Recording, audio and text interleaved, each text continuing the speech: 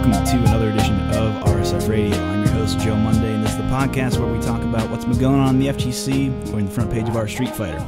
I have a very special guest today, someone who you may or may not know from what he does in the community. It's maybe something that I want to talk about and get into for people who are new to the community, might not know who you are. But Honzo Gonzo, thank you for joining the show. Fuck. That's a way to say it. Hey, what's happening, man? What's up? How's it going?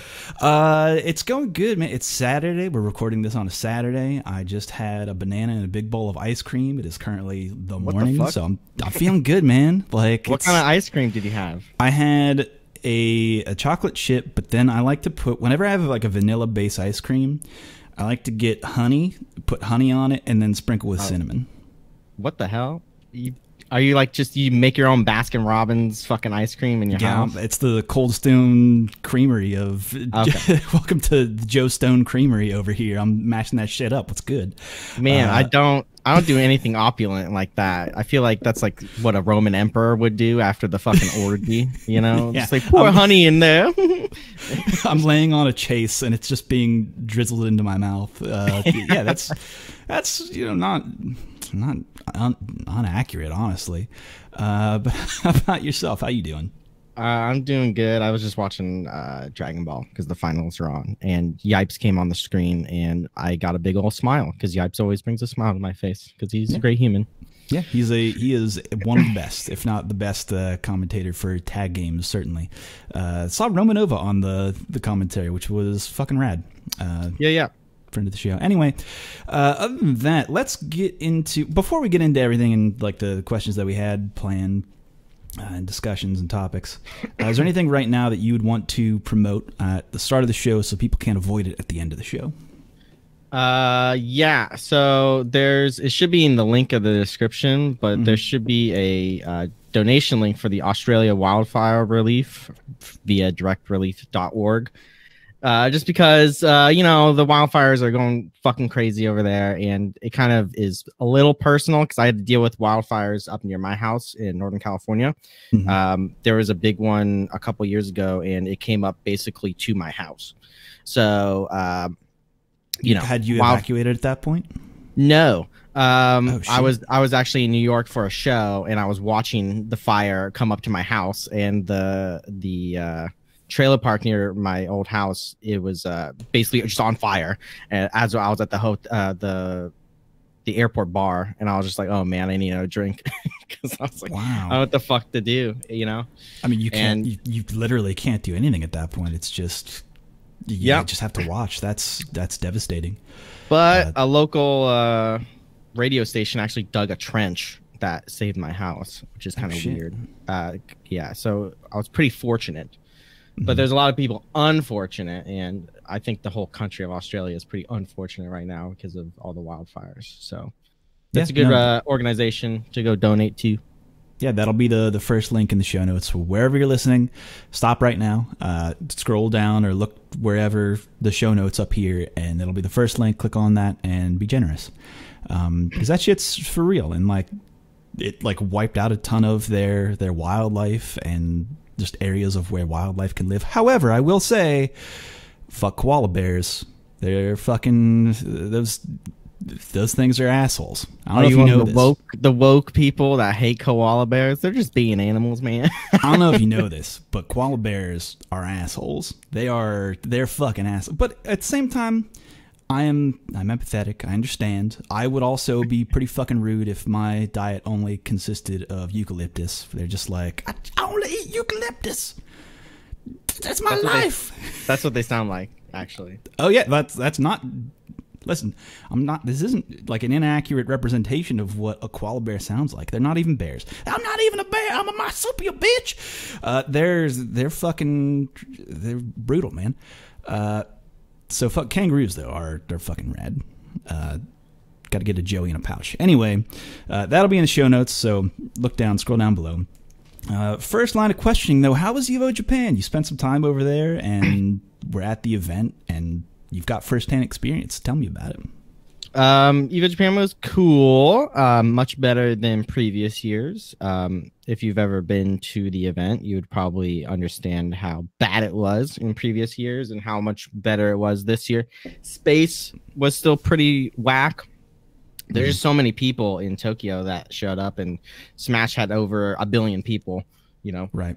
So there was a lot of space issues, which isn't uncommon in FGC nowadays, I feel like. It's hard to find a tournament that feels like right size. I guess Evo kind of feels there's a lot of room at Evo sometimes. There's almost too much room at Evo. But yeah, and we're expanding too. Evo. Yeah. I get it. Like, you've got that huge space to run any setups, but at the same time it's like, I don't know, maybe that's just Las Vegas of everything is a fucking mile away from where it actually needs to be. So like by the time you get there, it's like, I'm sweaty. I'm all sweaty. What the fuck happened? I remember the first year I was doing producing for EOS 2016, and it was at the convention center with the concrete. And so I was walking around the concrete, and then at the time I had really bad Vans. So I had like blisters on my feet, and then I had to walk to the hotel, which was a fucking hour away.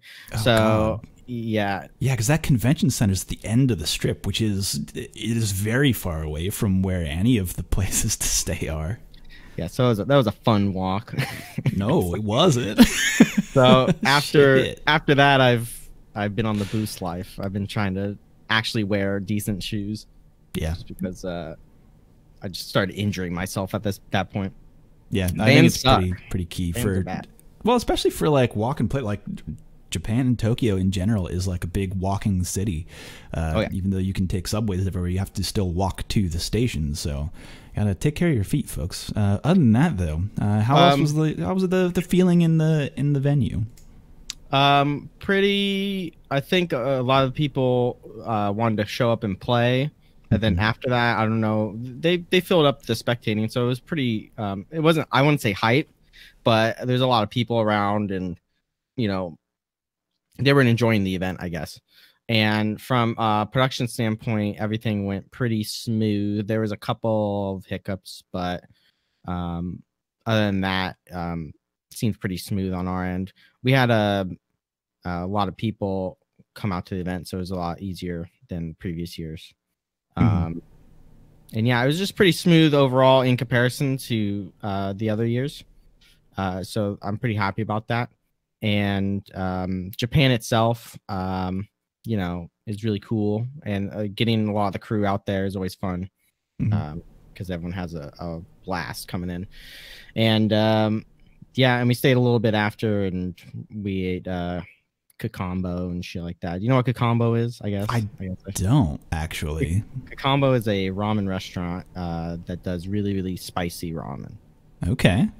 And it's incredibly good. I love spicy food, so fair enough. I mean, I like some spicy food myself. That's I could maybe fuck with that. That sounds. Where in Tokyo is that located? Or it's in Konda. It's kind of across the bridge from Akiba. Okay. Like the Electric Town area. It's actually right next to our new studio in Japan that we're opening up. So awesome. It's really cool. You spoke a little bit about production and production-wise. Is there anything that is different about producing a show in Japan versus producing a show in the States? Yeah, you have to deal with Japanese companies, or not necessarily Japanese companies. Sometimes you do, but like Japanese people working for a Japanese company, right? And the work culture in Japan is horrendous in general. It just really, I feel like it's very awful. So when they're following their cultural, you know, norms and stuff like that, it can be a little difficult. Just like even just doing anything, like you have to talk to 12 people, and there's 18 people doing one job, and they're all freaking out because if they screw up, they get obliterated, you know. Is that like maybe like explain why you think it's the work-life culture and why it's horrendous? Why do I think it's everyone's stressed out? No one's happy. Okay. Everyone wants to just like, they want to work for 14 hours to try and get, you know, a 0.01% promotion, and if they don't get it, then their fucking life is over. It's like, I feel like everyone's in a perpetual state of misery. And I feel like some of the expats that are over there sometimes feel that way. At least that's what I hear. And I don't know. I can't live being unhappy always. That seems awful to me. Yeah, if given the choice to be happy all the time, or like be super worried about losing your job, or being worried about being productive all the time, in a work sense, might be a little bit stressful. I can see that happening. Yeah, and I'm not saying that it's awful, like for like on like a cultural level. I'm saying it's awful for me, right? In regards to it, I guess. But yeah, dealing with we've been dealing with the same people for 2 or 3 years now, and it's not as bad as it was in the first year. We're kind of used to each other, so they're also used to our being like belligerent Americans, I guess, which we are, and yeah, so it was very smooth this year, I will say. Cool. No, it seems like you've gotten your rapport with the people who you need to work with, and it is being taken care of. No, that's awesome. Other than that, anything else in Japan that you maybe saw or did that is worth mentioning, worth talking about? Any fun stories? None that I could probably say. Fair enough. We have some good times out there.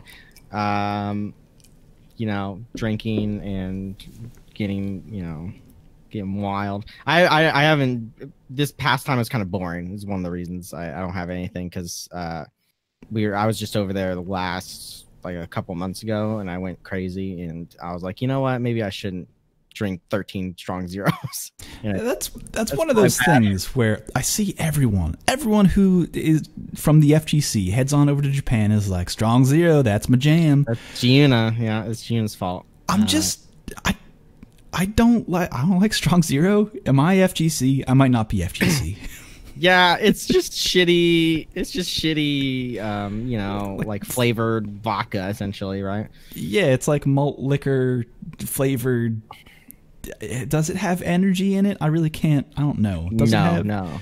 It's not like your Four Locos or any shit like that. It's not. Four Loko has a version of it now. That apparently tastes like gasoline, but. Well, yeah, that's if you want to kill your insides. Speaking of I actually have a pre-banned Four Loko in my fridge. It has survived 6 moves. And we just haven't drank it, which was given to us by a woman who now owns a natural deodorant company. It's a long story behind that one. Man, that Four Loko has a story behind it, so I don't know if we're ever gonna get rid of it or drink it. There's like these old people that have these incredibly expensive the old cans, the old beer cans, Well, I'm talking about like bottles of liquor from like the Civil War, and like they're incredibly decorated with like history, and it's like, oh yeah, Patton touched this bottle and all this stuff. You have a Four Loko from a deodorant lady, so that's your cool thing that you have. Yeah, I'll tell my kids about it. My grandkids say, this Four Loko, you ever put charcoal in your underarm? Well, guess what, children? This lemon Four Loko pre-banned times. It'll get you fucked. The only time I drank a pre-banned Four Loko, I blacked out in 30 minutes. So that about tracks with my experience with Four Loko. I drank half of a Four Loko once, and my stomach was like, hey bud, bud, what the fuck's going on up there? Definitely not a fun time, at least for me. No, I feel that, but Strong Zero, it's the choice of the FGC, I suppose. What flavor Strong Zero are you going with? Anything. I have a weird thing where I used to be a really picky eater, but in regards to alcohol, for some reason, I'll just drink literally anything, even if it tastes like bile. I'll just chug anything, so I don't care at a certain point. But I think peach is good, and then I think there's a grapefruit one that I like, but I just grab one. Fair. honestly. Whatever's at the 7-Eleven, just grab and go. Which 7-Eleven's over in Japan. If you don't know, now you know. Oh yeah, I'm a kombini expert. Mini Stop is the best kombini, but it's hard to find. Yeah, there's a lot less of those, I've noticed, but you're not wrong in saying that. Another case, maybe we should reel it back a little bit for people who might not know like who you are or Who the like, fuck is this? or what you do. It's been 30 minutes. Well, yeah, because it's one of those things where I feel like a lot of the people who have been around the FGC for a long time are familiar with you and what you do and your work, but the FGC is continuing to get it's a younger and younger crowd. Every year there's a lot of new players who just are coming into it brand new and might not know a lot of the history, a lot of the people who have just been around the scene for a while. So maybe just like give the people a little breakdown of who you are. Sure. And so I'm Honzo Gonzo, and I've been in the fighting game community since basically I've been watching streams before like Justin, like around Justin TV time. So for the kids out there, Justin TV is what Twitch eventually became years ago. Yeah. Where you would watch, you know, Top Gear season 1 through 8 on the TV section. Because I didn't have TV at the time, so I was like, I typed in TV on the internet, and Justin TV came up. So, and then I found the same day Street Fighter. It was the same day Street Fighter 4 released. And I was like, what? Oh, Street Fighter. I've been playing HD Remix, you know. And from there, I started watching streams. I was a really big stream monster from 2009, 2011. And then with 2011, I actually started coming out to events because of Marvel vs. Capcom 3.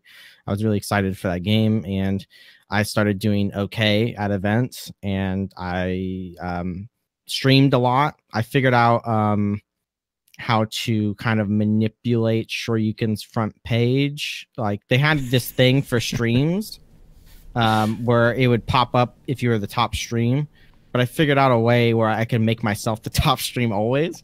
So I kind of, it's like via the calendar system or something. So I always was top stream on Shoryuken, so people would come in to my stream, me spamming Taskmaster, you know, arrows. And I became kind of popular via that, and I made a lot of content for Marvel, and I became a sponsored player for a year or two. I forget how long. And I was not good at the game, in my opinion. I did okay. I never got a top 8 at a major, you know. But people were like, "Man, you're so good at Marvel." I was like, "No, I wasn't really good. Like, I beat some people, sure." Yeah, but, like good, but not like top 8 Evo good, you know, like, yeah. And there's like a lot of players who fall into that, who are marketable players who are not that skill level. Yeah. Anyway, go on. From that, I would get rides from my buddy Harrison to the events, and he was involved with streaming the events with Haunts, and who both have worked at Capcom. Harrison still works at Capcom. Haunts is doing Call of Duty stuff, I think. And from there, I just started helping out because I was getting rides with them. I didn't want to, you know, be a dick. So I was just helping out, and I already knew how to stream via my home streams. And I kind of just kept helping. And then we did NCR one year, and then I was helping out at Evo one year, and then I just kind of kept helping, and eventually it became my full-time thing after I lost a previous job. And I just kept going. I just kept helping out. My boss, Chris Seglia, says that I don't remember this, but he says that the only reason I started helping out is because I talked a lot of shit to them about how bad they were or something at production, but I don't remember that. I feel like that sounds like old me, though. So just being a giant little dick. I mean, that's not entirely currently you. That's not entirely dissimilar to what your current. Yeah, but I have like morals now and shit. Like that, right? Okay. Yeah, I used to be a little shithead. Fair enough. But yeah, since then, basically, the iPlay winner kind of turned into 10-0 Productions, and via 10-0 Productions, I've been helping out since its inception, and we do around 40 to 50 events a year. I personally probably do around 40, where I'm actively traveling. Right. And what do I do at events? I essentially do a lot of producing work, which is making sure everything is going good. Everyone has what they need for the production to go good. If something is wrong, to fix it, stuff like that. It's kind of a broad thing. As well as in the company, I do a lot of the staffing and organization stuff behind the scenes. Right, like production management is a thing that needs to happen at an event, just in case, you know, you're making sure that, like, you have internet, for example, shit like that. I don't know if that's in your purview, but well, yeah, pretty much everything when I'm on site is in my purview, just because it's gonna affect the production, right. And I have to make sure it's fixed, essentially. And at a lot of these FGC events, everything is not good. I have to kind of get in there and get in the guts, essentially, and make sure everything is at least hidden from the public's view, or it's fixed. No, like that. Yeah, that is something that I feel like a lot of people who view and consume streams don't really maybe appreciate is the right word, or understand the inner workings and what happens in the background. Like, the staff of these productions is not the staff of, like, a TV production, let's say. There's not as many resources involved.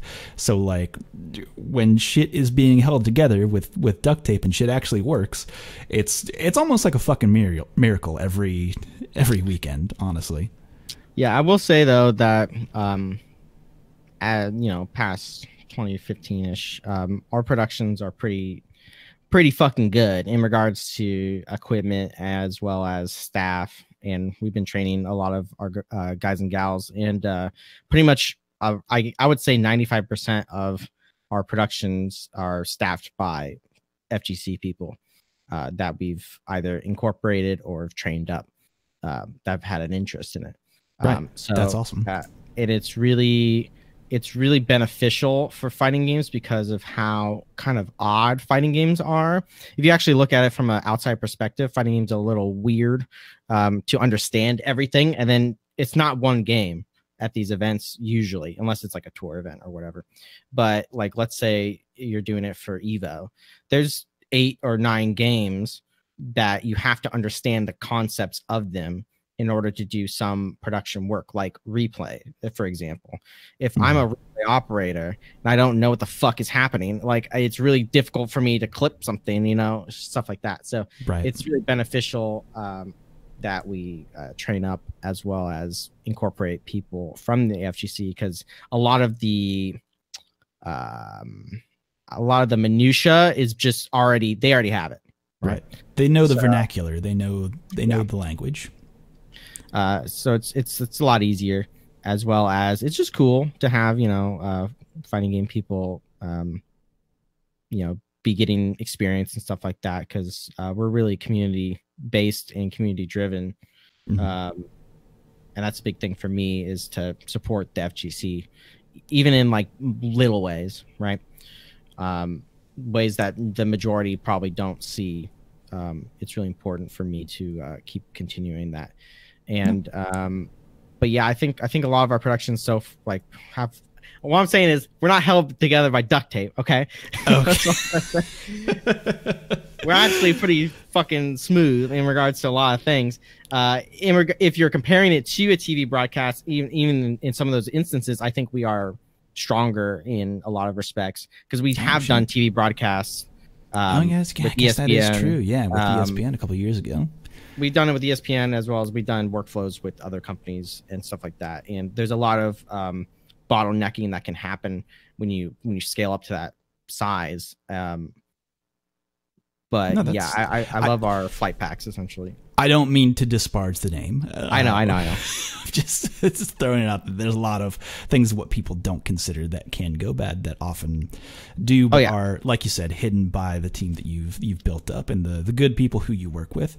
Because it sounds like, I mean, that's how you got into the community. That's how you got into production. So it makes sense to harbor that same pathway for other people who might be interested.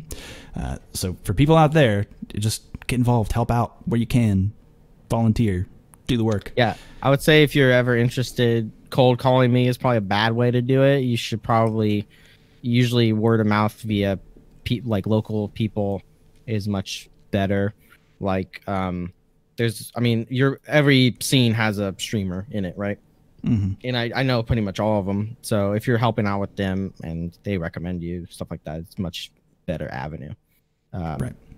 Than just being like, hey, I've done a house stream, It's like, okay, cool. So have a billion other people, Yeah. I'm not going to cold call and be like, hey, I've done a stream before. Can I be on team? Can I get paid money for this? The answer is no, I don't deserve money for what I do. You'd be surprised. Hey, do you work in radio? I used to. Why do you ask? Your mannerisms. I feel like you've worked in radio before. That is fun. I have. Thank you for noticing. Yeah. I don't know why. It just popped in my head. No, I used to do radio at a Sunday morning show for a very about 3-ish years. And man, radio is here's a little bit of like look into the production of this show, for example.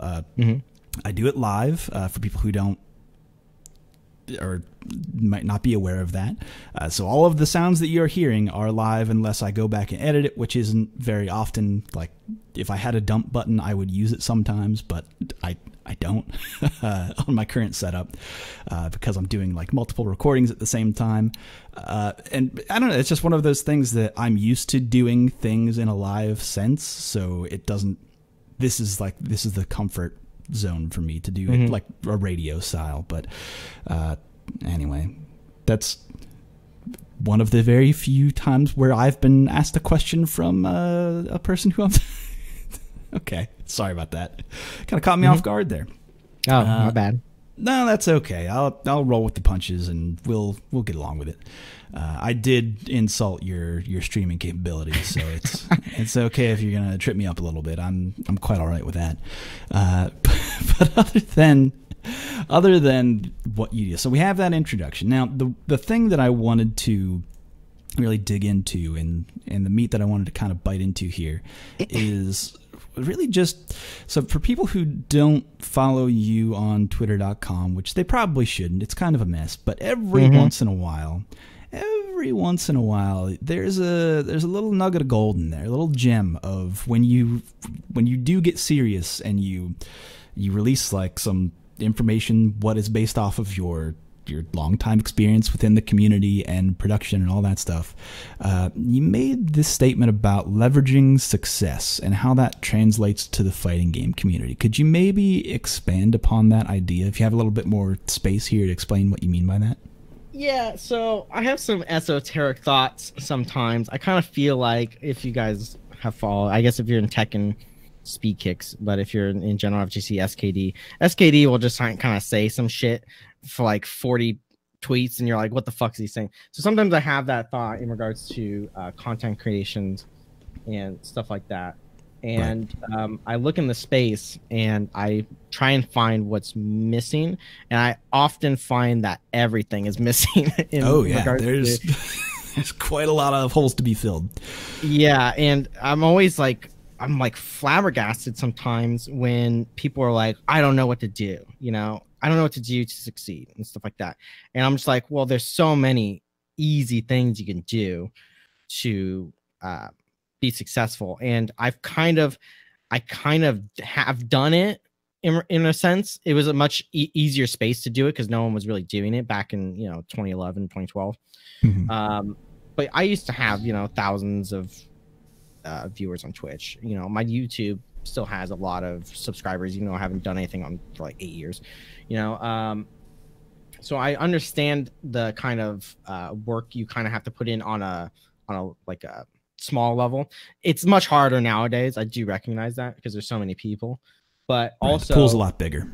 yeah, but also you can stand out.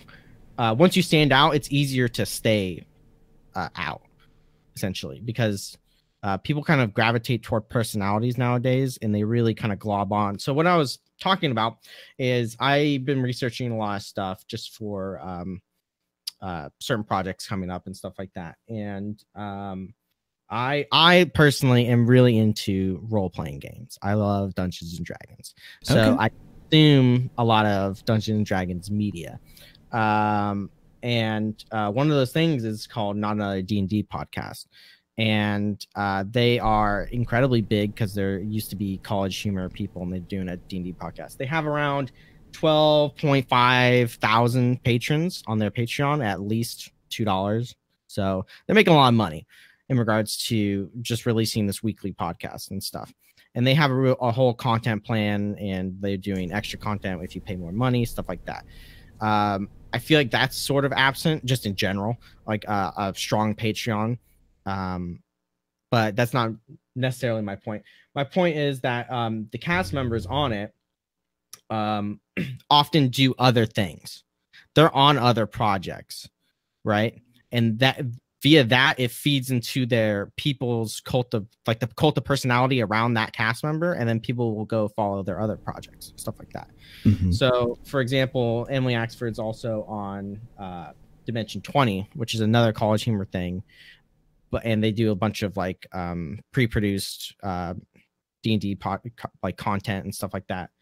And via that, the only reason I've watched that is because they talked about it on the Not Another D&D podcast.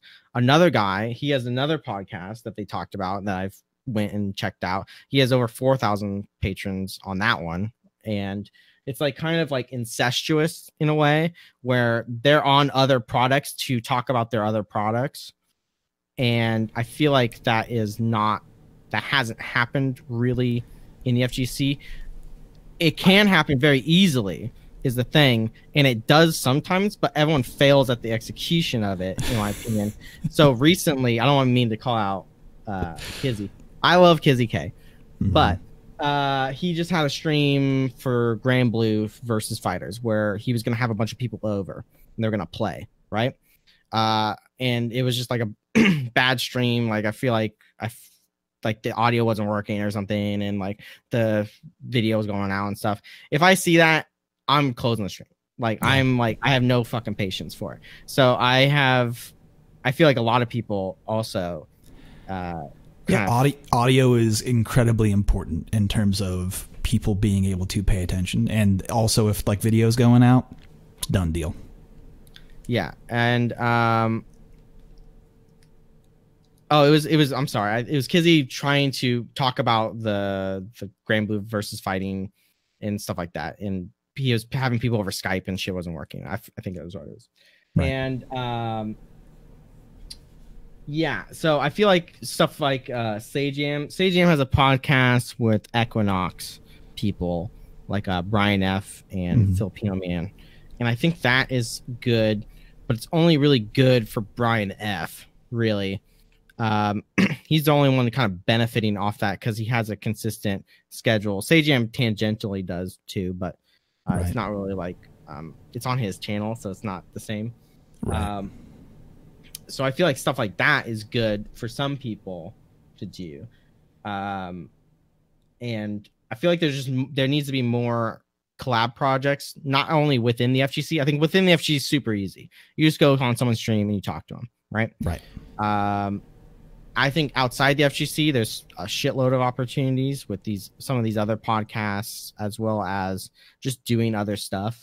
Like, you know, you're not just a fighting game player. I'm sure you're also a musician, or you're also this, you know, all that. And integrating your other hobbies to promote your other hobbies is kind of, no one's really doing it. I think there's a few, I think like Desk is a good example of someone who did it well, where he used his combo videos and tech videos to kind of promote his music. and I bought an album from him because I wanted to support him. So stuff like that is really cool and good. Piano Densetsu also comes to mind. Yes, yeah. There's a few in the space. Who does? I only bring that up because he did the music for this show. Okay, see, that's good though. You do that's one of those music things for podcasts, right? Because the only reason he got mentioned here, well, I'm sure he's very good, but the main reason he got a mention here is because he did something for you, right? Exactly. And it's for another, it's for other content.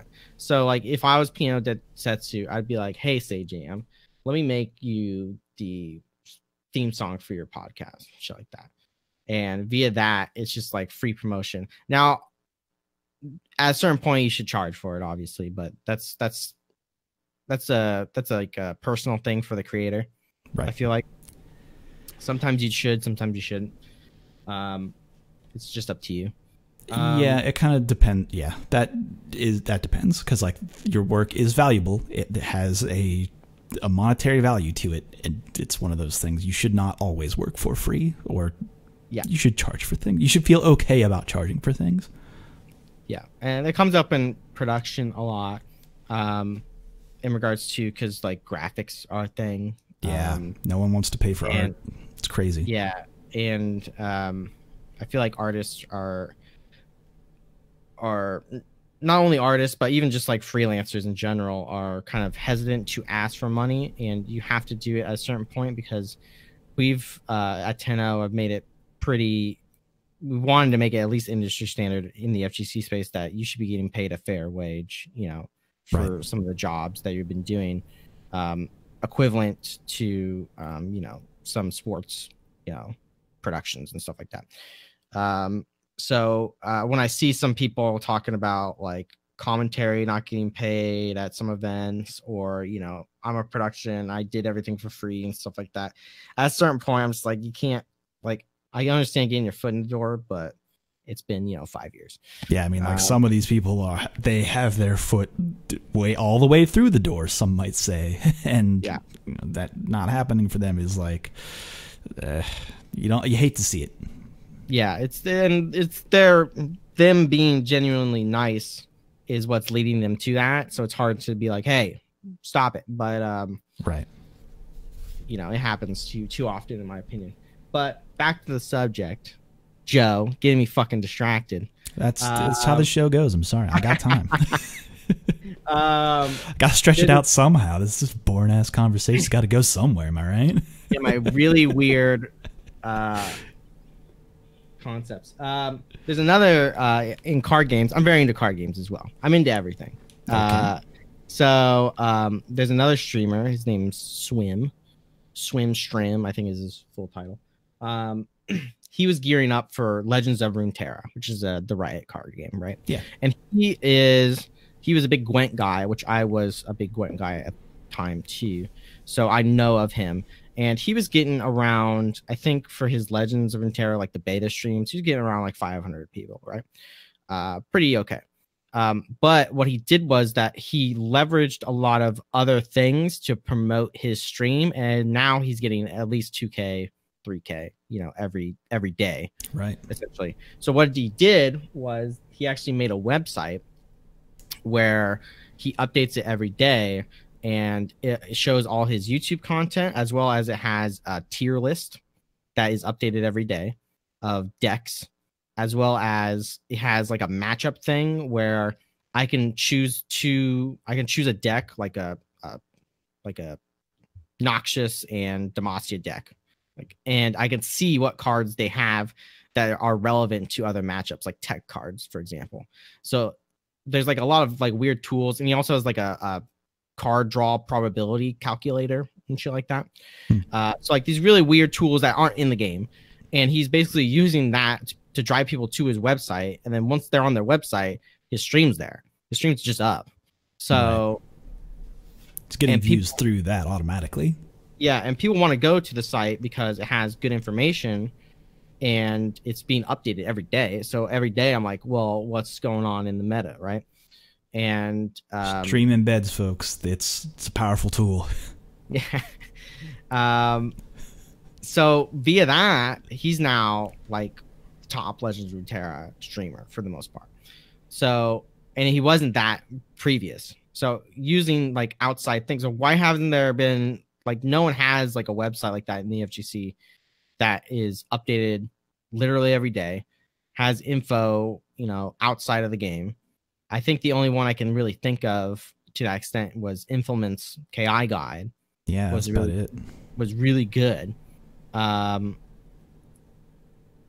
there's really nothing like that in the space where you're using an external like draw to your stream, essentially. Right. Like it's there, and that will get viewers somehow, and that will boost itself kind of automatically at that point if you have something that people are going after. It's an interesting idea for the FGC.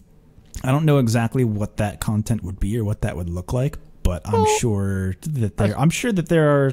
I'm just not thinking of what that could be properly right now, like matchup charts, shit like that. Yeah, matchup charts is an easy one. I think tier lists in itself are, with so many updates being for the game, are not bad, right? Like Street Fighter, for example, you know, it's in season, 18 of content or whatever. Or you know what? Fuck it. Even like what I Play Winner used to do, like it was... you could select the character and it would show like, here's what the normal looks like, here are the anti-air normals, and it was just like listed out just like that on like old I Play Winner. And that was, I used to visit that all the time just because I was like, oh yeah, because cool. I like hitboxes, I like thinking about things, and I feel like for a newer player, because when you say like standing medium punch to a new player, they'll be like, I don't know what that looks like.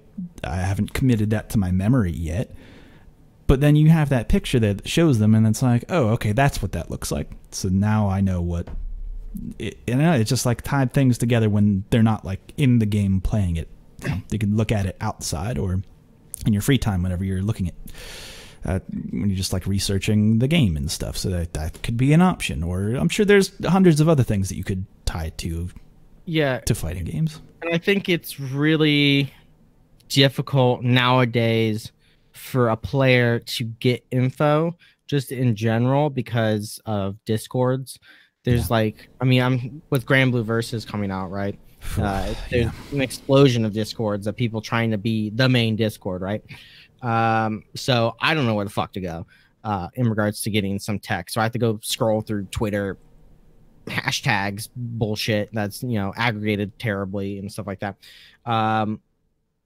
But I feel like with Discord kind of killing forums, and I think Reddit is an okay way to do it. I know this is the Reddit podcast, so I can't just be like, yeah, no, fuck it has problems. Like it's one of those things where like we talk about it and like in our own personal time with like other people who have worked in forums before, and how the death of forums has kind of caused an issue of like there seems to be no staying power of information because Discords are a fucking nightmare to approach as a like, here is data, look at the data. I don't know, we've tried on Reddit. There are ways to, like, we have a text search button, but like I don't know how many people use it. It is useful if things are tagged appropriately, and which we go through and tag stuff, and you can search by new, but at the same time people have to be posting to Reddit for that to be useful, and it's like garbage in, garbage out kind of thing. We need give our Street Fighter the good tech, please. We need that good tech.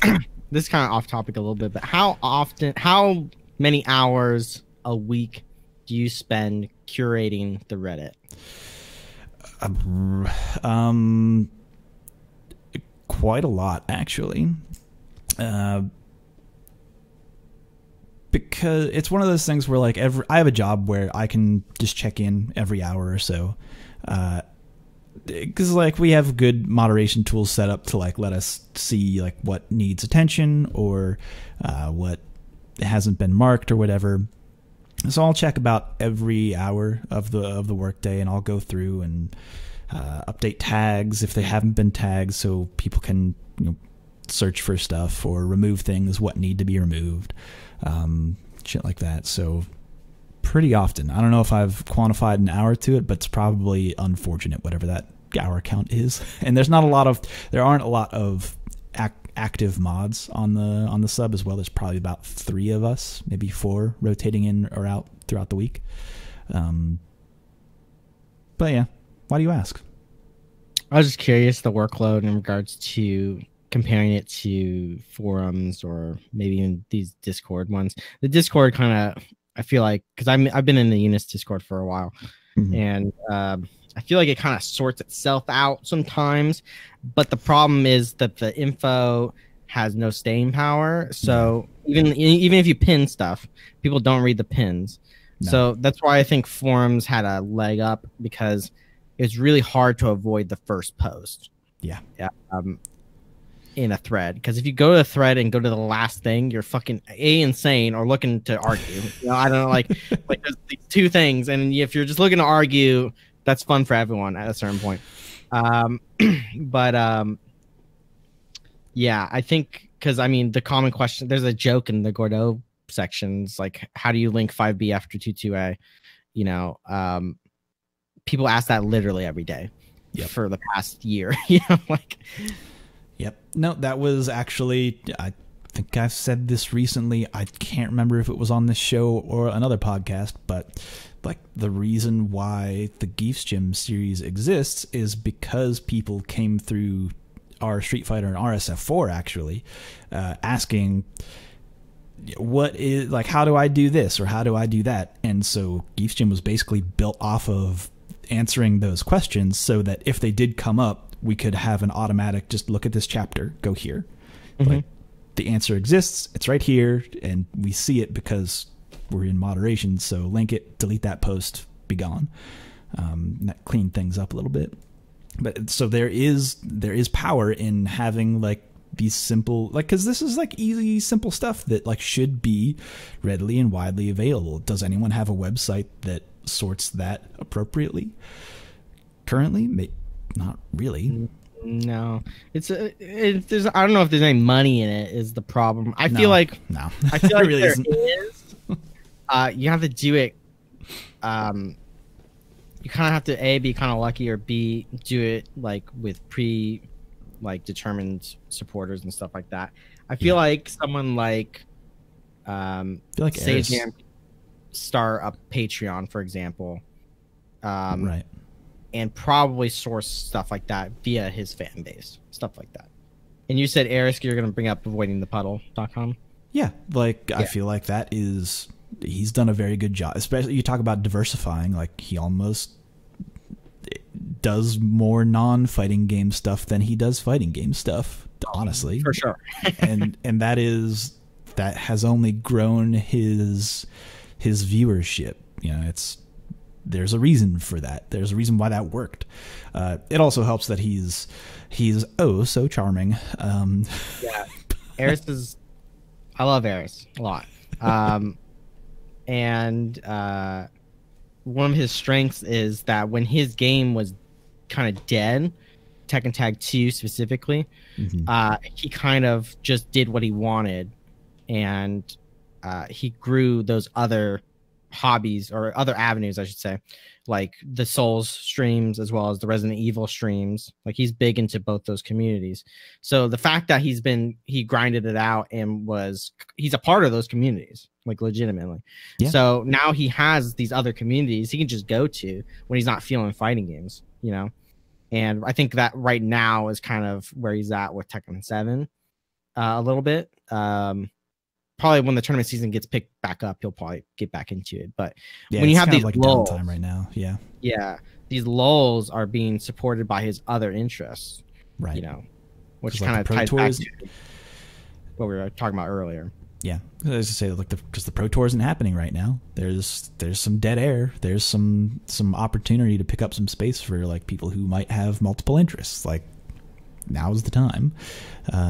But anyway. That's a good, interesting thing to think about, of leveraging what you can do. And also, like, gives me some food for thought, honestly, of what I could be doing to further our Street Fighter and make the. But I don't know. It's always weird growing our Street Fighter because like I don't own it and like can explicitly not get paid for it. So like, yeah, I feel it's weird. It's a weird thing for me to be like, is this worth putting more into or just let it rock? But yeah, but you have this podcast, right? Yeah, and this kind of exists for promoting other people. And I also don't get paid for this podcast. So it's like, sure. I like to use it to promote other people if possible, which is you gotta get the MeUndies sponsorship or something. Oh my gosh, if I could get into MeUndies, oh man, if I could just get into those good undies, if they could send me, well, I'm wearing them right now. That's why. I was thinking about like doing like Casper beds or Casper mattresses, but I already talked about suplexing my mattress when it got sent to me. Maybe that's for another time. I think that was during a tournament, not a podcast. But anyway, can you read Geese Jim on Bumble or not Bumble? Nope, not that. What's that fucking audio site? I'm sorry, the Amazon one. Audible. Yeah, definitely not Bumble. You see where my head's at. You catch me on Bumble. That's a. You know it's good. I have all the hot links for you, baby. Yeah, let's turn this into a sex show. Let's talk about sex. Okay, so sex. Almost everyone has it. It's okay if you don't. That's up to you. I've been trying to come instantly lately, and it's really it's really difficult. It's actually. Have you ever tried to actually instantly frame one? It's hard. Yeah, you wake up, frame one. Yeah, it's almost impossible. It's a tight link. It's a tight link. You need a tight link for it to work, actually. I feel like martial artists can do it, but I'm not at that level. I don't know why in my mind I'm just like seeing Jackie Chan doing a stunt and then now for my best stunt. There it was. Enjoy. I was going to say something. Oh, let me talk shit about your podcast. Okay, cool. Yeah. So, go ahead. So we talked about doing things like simple things to promote viewership and stuff like that. You know how difficult it is to find your podcast via Twitter? Why? I go to our Reddit SF on Twitter, and there's no link to the podcast. I have to go to the reddit.com link. Okay, now I'm in the reddit.com link. Where is this? I don't know where the fuck it's at in this page either. That's fair. I don't know where to find it. Like, I had to go to, I think, resources. I think was it what? And then it's like somewhere down here. Yeah. It's somewhere in this resources. It's in the main wiki. There's 3 things I had to click. That's too many clicks. That's too to many your clicks. podcast. Because I listened to a couple of them just to make sure you weren't a psychopath. And then you decided that I was, so it was okay. It's okay to drop in. But yeah, stuff like that. Like, you know, if I wasn't probably coming on this podcast, I wouldn't even known that there was a podcast. You know, stuff like that. No, that's fair. And something worth something to think about. Yeah, just throw a link somewhere up in your Twitter. You know, because this is going to be your big draw for outside people. And you have a lot of followers, right? Oh yeah, like this podcast is listened to. And the Twitter account is followed, so it's not small by any means. It's just hard to find. Maybe I should get like a vanity URL like we do for our streams. Get like a fuck Delaware, but for the podcast. Sure. You have what? Okay, so the long story. Something happened during one of our tournaments where someone said, I'm forgetting the lore, but we own www.fuckdelaware.com, and that leads to our Twitch account that's hype for reasons. Yeah, fuck Delaware, idiots. Fucking idiots. Fuck Delaware. Am I right? First living state, more like worst state. Am I right? Ooh. Oh, there you go. Anyway, so maybe it's time to get a vanity URL for this one. But no, that's just something to think about. And I always sorry to put you on the spot. No, it's one of those things I noticed that other people do too. It's one of those things where people should be doing this. People who have like the time and like the drive to make it and do work should be doing this.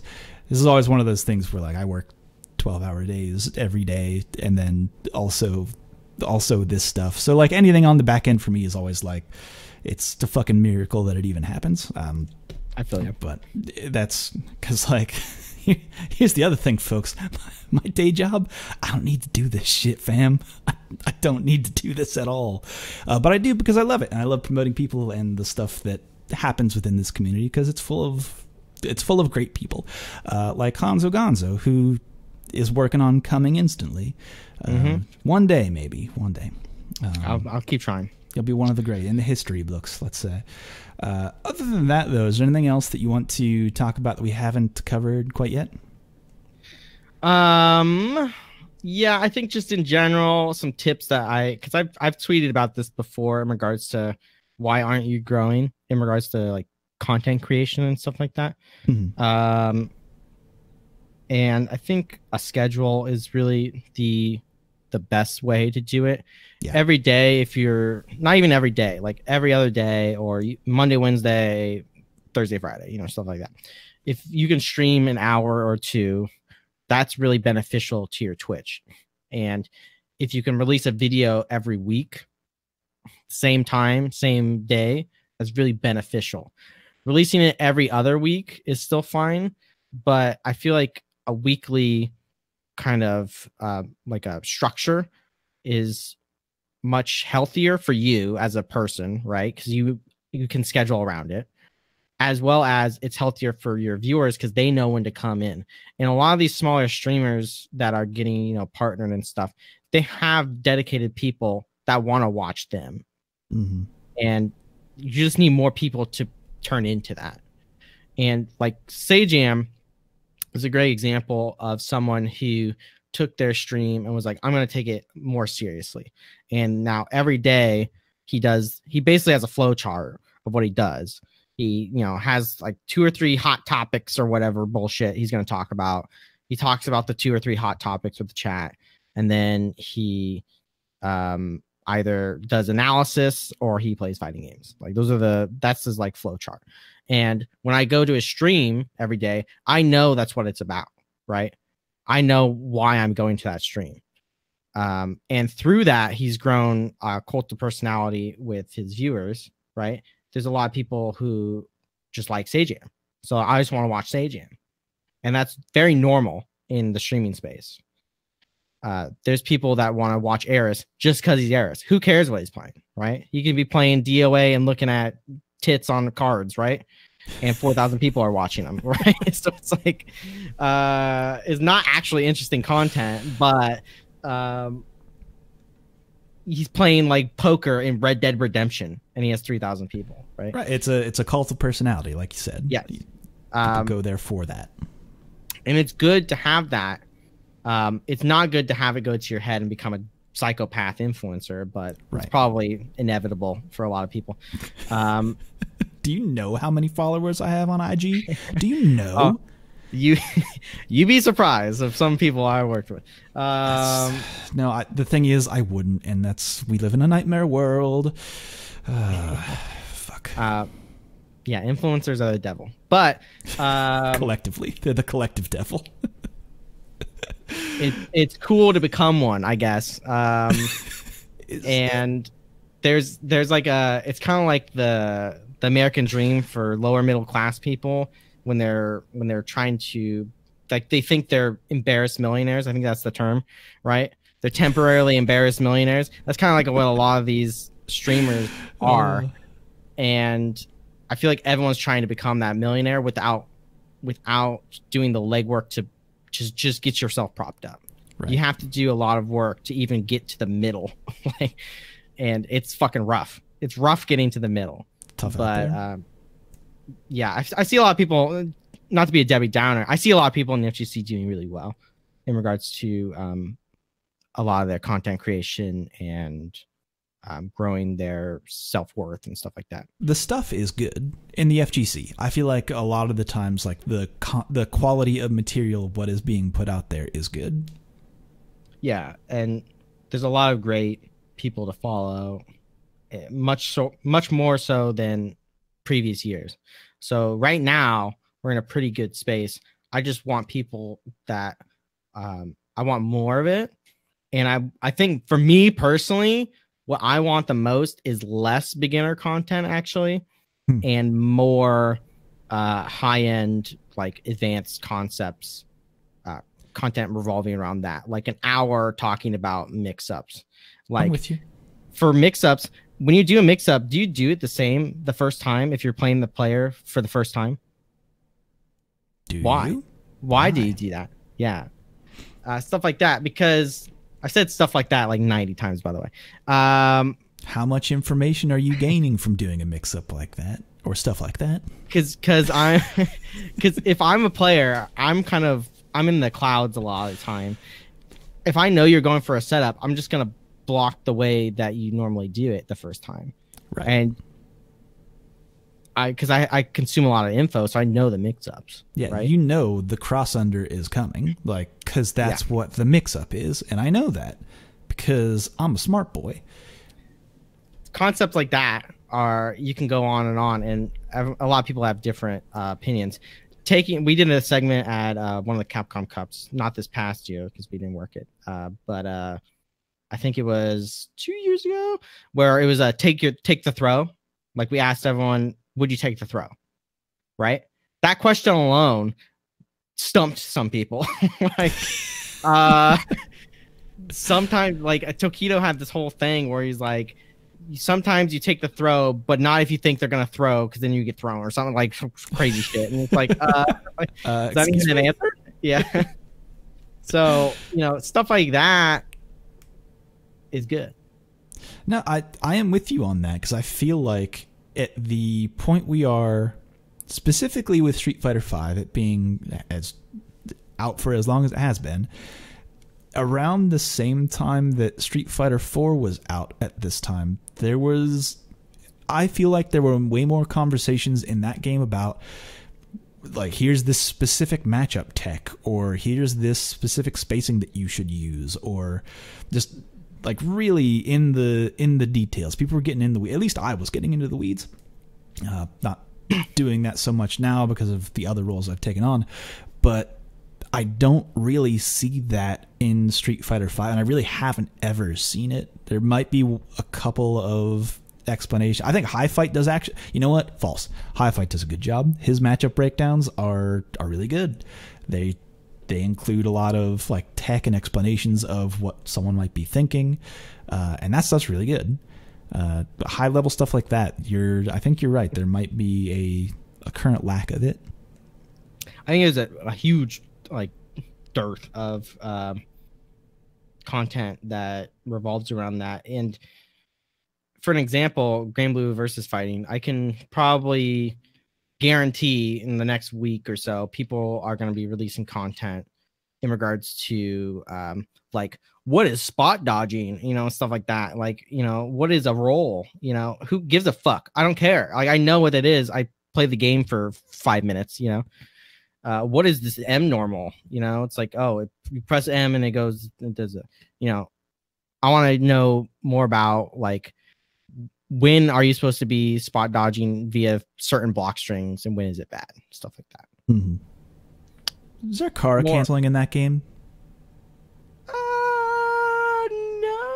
No, I don't know. Maybe some characters. I don't know. It's one of those things where it's a fairly new game. There's not a lot of exploration in tech currently. Not a lot. No, there's actually not a whole lot I know about it, because I'm lame and I'm waiting for the US release. That's fine. But because that's when it's going to be most available to everybody. So that's when we'll do the whole congratulations Grand Blue community on the front page like we do for all the other games. So we'll be waiting for that. But benefit to that, though, is that by the time we do that, all this tech will already exist. All those videos will already be out there. So we'll be able to share them, and people will know exactly what to click on. It'll be fun. Anyway. What else? I was gonna bring up something else. Yeah, I kind of did derail you a little bit there. I don't necessarily know where your headspace was. You were talking about content and different types of content. Yeah, I just like long form things, because going back to D&D, there's a channel called WebDM, and I've been watching them since they've come to Inception, and now they're really, really big. And their whole shtick is it's two guys, and they just talk about a subject in relation to RPGs. So, like, let's say the subject is orcs. 47 minutes talking about orcs and how they relate to, you know, the D&D games, the lore behind them, weird ideas you can do with orcs. What are orcs? How many things are orcs in? Do orcs fuck? It's all this orcs stuff. Fuck, and I will never fuck an orc, but orcs do fuck. For an example like that, or like problem players. What do you do with someone who's an asshole? Essentially, 50 minutes. You know, so they have these long form discussions where they go over a lot of minutia in regards to like a specific subject. And there hasn't been stuff like that in fighting games to an extent. I think Ultra Chen would be really good at it, where they could be like anti-airs. 2 hours, you know, it's 2 hours talking about anti-airs, you know, right. And everything that goes along with it, getting everything out there, what they can think of. Yeah, and as it applies to different types of games and in different genres and shit like that. It's not like a lot of these concepts don't evolve as the games evolve, and we're so much smarter now as a community. Yeah, every day we're smartest. Right? Today is the day that we're the smartest. That's a good, you know what? That's a good quote. Every day we're smartest. Yeah. That's put that one on the back of the box for this episode. Yeah. Might be the episode title, honestly. Because everyone that played Street Fighter 2 back in the arcades sucks dick. I'm sorry. They were really bad. They were super bad at the time. Now, they might have stuck with it and became good players, but they were shit back then. And now we're so much better than they were. So our concepts are a lot more refined. So when you look at some of these old philosophies about fighting games, I feel like some of them are wrong. You know, they need to be updated and I think exploring how they evolved is also interesting. Yeah, I'm in agreement with that. I think that there are some details worth exploring that a lot of people might say, well, this is known territory, where it might not actually be that way. Yeah, and I think terms like footsies are... What is footsies? Horrible. Fuck, man. Horrible. I think terms like footsies and neutral are both crazy bad because everyone has their own definition of footsies and neutral and what's good in them. And at a certain point, I feel like it doesn't exist. I don't think footsies exist. I think I said that recently, but like I really don't think they exist. Isn't that crazy to think of? Not really, because I would agree with you. Like it's one of those things where, like you said, it means so much to so many people that as an objective thing, it has almost lost all meaning. Yeah. Especially like conversationally, it doesn't relay as I say something to you, it might mean something else. Like I don't know, it could be like, you know, whenever there's different gestures or things in some cultures what mean different things in other cultures. Like the number 13 is unlucky in the States, but it was like meaningless elsewhere. Or like the number 4 in China or some shit like that, where like if I say, oh, the footsies is like 13, some people be like, that means nothing to me. It's almost like that. If that's a good allegory. It's just like if I said my footsies are good, some people would say, oh, his whiff punishing is good. Some people would say, oh, his spacing is good. Some people would say, oh, he's an asshole. You know, like, those are like the, you know, different interpretations. They'd say, oh, he plays Am Bison. Okay. So I feel like that as a term, it's so non-descriptive. Yeah. It's so bad to use. And when you're talking about terminology like that, I feel like even like a discussion of footsies is just stupid because there's so many other things you can talk about. Like, let's say spacing. Spacing is really fucking difficult if you ever played fighting games for, you know, seriously. Yeah. getting in a space in a matchup is really fucking hard because that other person's whole job in life is to not let you do that. Right. It's like playing chess and someone's like, don't move that piece, and they just beating the shit out of you the entire time, right? And you want to get into that range, and sometimes you have to force yourself into that range. Sometimes you have to be incredibly patient, like inhumanly patient. So when you're talking about a subject like that, there's so much to go with it, and no one's doing these long form discussions with good players. Being a good player is difficult too. So yeah, it's kind of hard to find good players. Being a good player is difficult, but getting good players to accurately describe what their mentality is, like in a match, or like their concept of things, is sometimes they bad at that. They're not good at explaining that. There's a lot of bad orators. Oh yeah, pulling that information out of someone would be a good skill to have. No, I'm in agreement. There's a lot of shit that just almost has no meaning, and people talk about it as if things are ubiquitous within the fighting game community because it's existed for so long. But do have these words lost meaning? Does it, especially like across games, like things change over time. Like you said, like the concepts of the neutral have changed dramatically from game to game. So it's not wild to think that, it's time to, maybe it's time to update our vernacular. Maybe we should have like neutral plus good, neutral plus, neutral plus blasters. I don't know. That's my alignment in D&D. It's neutral plus. Okay. Yeah. Chaotic and I neutral.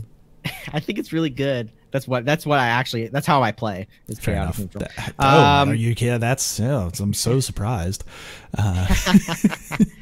I think it's really beneficial to the scene too, because when I'm like a newbie player, let's say I'm going to go watch League of Legends. I'm going to go watch League of Legends. I kind of know some stuff about it, but I don't really. I don't know like the meta and all of what's good and stuff like that. Right. So when I go and watch it and they just start saying some terms I really don't know what the fuck they're saying. And I'm just like, okay, there's pretty colors and it's over, to a certain extent. I feel like fighting games suffers from that from a newbie perspective because of how much lingo is kind of casually thrown out in commentary, which is good. Commentators should do that because commentators are commentating for people that are interested in the game. So to dumb it down to an extent is not what I'm suggesting. What I'm suggesting is that the person gets smarter.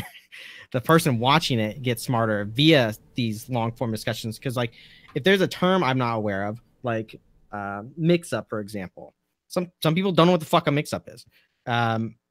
If there's a long form discussion about it and I can go and watch it and actually understand like a lot about what a mix up means, you now take that information, you can go watch these other tournament streams, and now you're understanding the lingo. Now you're understanding what's happening on the screen. It's a lot more enjoyable to do that. Something that we actually stole from sports broadcasts that I think other production, Tenno might even do this, but having like brief descriptions of like FGC vocabulary. Like we have an FGC vocab slide on when we are not currently showing the game. It is rotating through a number of explanations for little things, just so that if you come in and you don't know what a frame trap is, it'll say that there, and you go, oh, okay, I didn't know that, and I didn't have time to ask that because it's live stream, but now I kind of understand it, and just having little things like that might be beneficial. But yeah, we've implemented that for CPT really early on in its inception. Yeah. In regards to showing fighting game lingo as well as some like lore bullshit, whatever. Yeah, I think that's useful and good for new viewers, which you're going to get the most of in those big events. I think a really great example of that was the first KI Cup that we did. Sajam and Implement made these like little videos, explaining characters as well as some concepts, I believe. And they're very well made and very well produced, and they're succinct and everything was great about them, and we just play them during breaks and stuff, and everyone really enjoyed them. I think stuff like that is great. I just desire a level above that outside of the broadcast. Yeah, and like that already takes a level of investment in the production outside of what you're even looking for, you know. But yeah, and that then also increases, you know, you have to pay people for that stuff, and then you're taking away from other things, and we operate, you know, on a pretty fine budget. So that's another thing when people are just like, well, why don't these streams just do this? Well, I mean, money is really the thing. Getting money to do other things, like convincing someone to give you money to do that is kind of hard. Yeah. So that's why I think the onus, it's probably could be on us in regards to production, but I think the onus is much easier to put onto the community to build themselves up via it too. Because when I'm making that content, I'm building myself up as well, as well as the community. Yeah, no, like, because it's going to be your face on that content if you're producing it. But no, that's good and all good to think about. With that, though, I think we've got to kind of hit the back end of this episode. So is there anything else that you might want to cover that you didn't get the opportunity to, that you want to get out here before we head into the end of the episode? I guess I can promote. I don't know when the date is, but me, Sajam, Ringe, Vicious, Tanman, and Elder Death, who I'm sure you don't know the other two, are going to be doing a D&D stream on Sajam's channel. So cool. If you're ever interested in seeing what D&D looks like, you can go watch that. Just go follow Sajam. I'm sure he'll announce it. That's fucking rad. So you are following your own advice here. Sure, I just love D&D. So fair enough. It's not exactly my advice. It's in the same line, I guess. Okay. Do you ever go outside of D&D? Are there any other tabletop games that you're into? I've been trying to play a lot more board games in general. Brett and Ryan Hunter bring board games sometimes to events, and I've been trying to get into them more because I haven't played board games at all, really, in my life. So seeing a lot of these cool board games, they're really fun. The board games are actually pretty fucking tight nowadays. No, there's some real good shit out there, folks. Like, expand your horizons. There's some good shit worth getting into. Have you ever played like an apocalypse world or anything like that? Oh, you're talking about other systems? No, I've only played D&D for the most part. I have technically played 3.5 Pathfinder for like a session, but that was like when I was really new. But I'm pretty all in on 5e as a system. Not only because that's what everyone plays, but I really like the rules to an extent. Okay. I'm very familiar with them, so it's easy. Personally, I'm not, so I'm asking that question as earnestly as I can. That's awesome. All right, so then with that though, let's head into the back half. Not back half, but last end of the show. I can't let you go without asking you a line of questioning, which I think can tell a lot about a person in the way that they answer it. It comes in two forms. What is your favorite normal attack in any fighting game, and why? So I have a serious answer. My serious answer is Taskmaster's Stand M 5M. It's a double swipe he does with his sword. I like it because it's incredibly good, as well as his ass is a hitbox. And it's really weird to do mix-ups with his ass, and Taskmaster doesn't have a lot of mix-ups, so hitting people with his ass when they're on incoming is always unexpected. So that was kind of like my mix-up. And if I mistimed it, they just fall into the stand-in. And I just pressure from there. But I love that normal, personally. You know, we've asked, I think we asked Abe again, what was the best normal that She-Hulk had to show her ass, essentially. And he had it was an instant. He had a list. There's already a list of, of normal. The pole move. And then her launch and shit like that, and like he is. I love that question. That's why. Fair enough. I think that's cool. Second part of the question, though, somewhat related. What is your favorite combo in any fighting game and why? Combo. I think that I really love doing. You don't have to necessarily be able to do the combo. That's also important. You could just be a combo that you like or like watching. I really enjoyed doing Doom's combos, Doom's corner combos, with jump L into dive kick into air dash down, like that loop. Yeah. It's really fun. And foot dive. Yeah, it's like 5 foot dives and then you put them back down. I think those loops are really fun because Dr. Doom as a character is insanely well designed. He is very well designed. You can do anything with Dr. Doom. Mm-hmm. He can do literally everything, and he's super fun to control. And his combos are really interesting because they show very succinctly the combo system. How time affects. James Chen claims time does not affect combos in Marvel, and I think he's a fucking idiot. They hella do. I've argued with them like 10 times about it. Time is a big factor. Explain yourself for people who might not know. So it hits on decay in Marvel 3. There's some factors that go along with that increases hits on decay. Obviously, when you get further along in a combo, each normal is scaling the hits on decay to become shorter. Time is also one of those things in a combo. So if I wait a second before I OTG versus not waiting a second before OTGing, more hits on decay is being scaled waiting that second. The amount is kind of unknown. It's very minutia based, kind of like feel based. Right. But there is a distinct factor of time in hits on decay. And so doing Doom's combos, you have a certain amount of reps you can do, as well as you have to do them quickly.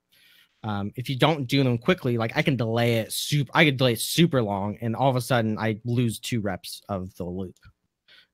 So with that combo, you can see how time also affects the system, as well as it's just really fun to do.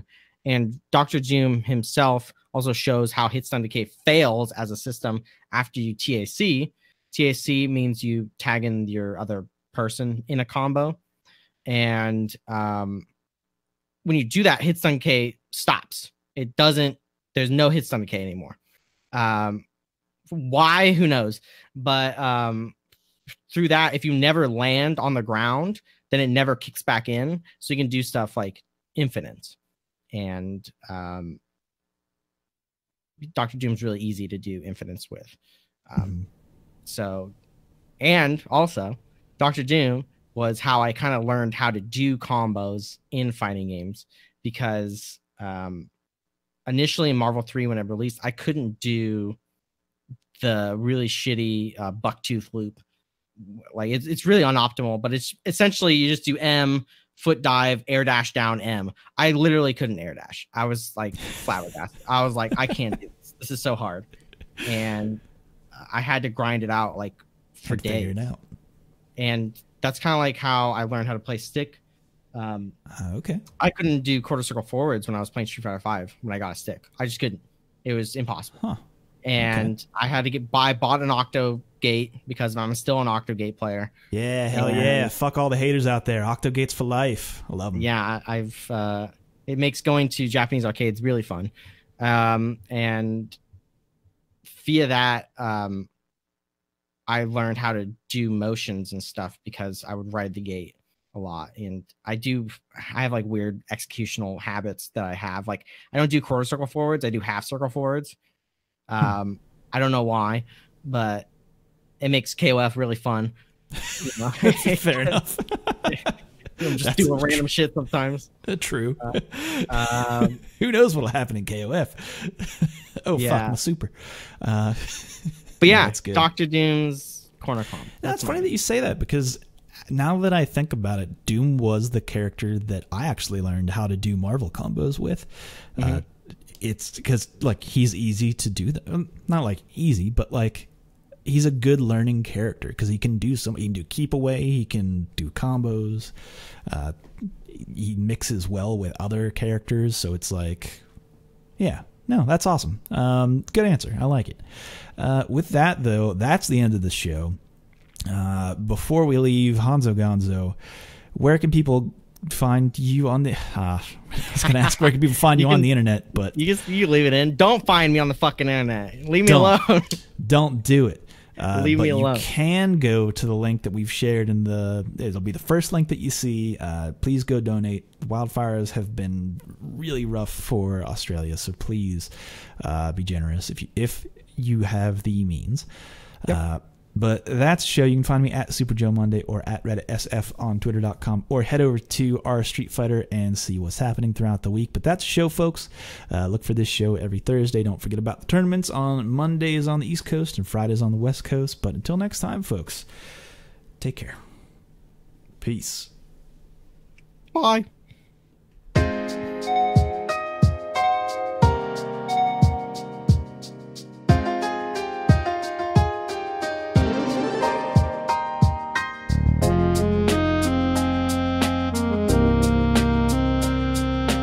USA.